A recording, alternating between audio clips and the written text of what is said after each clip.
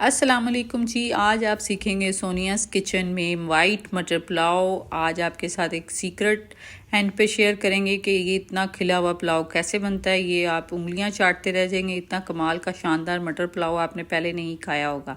یہ تقریباً 1 کپ ہم اس میں آئل لیں گے، دیگچی میں گرم کر لیں گے اس کو اچھی طرح، اور 2 عدد پیاز کو آپ سلائس کاٹ لیں باریک، اور ان کو آپ اچھی طرح جو ہے فرائی کر لیں۔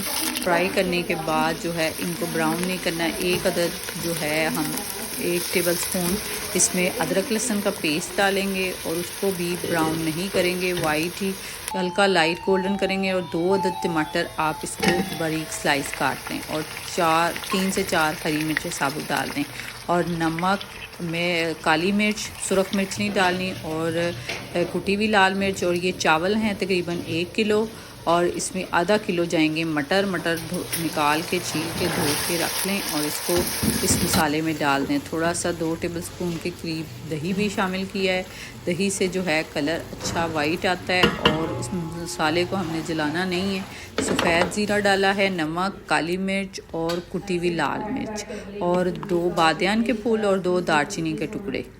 اور جب پانی میں بوائل آ جائے تو چاول شامل کر دیں، اور چاول جب اس کو ڈھک دیں۔ اب یہ ہلکے ہلکے پک چکے ہیں تقریباً ہاف۔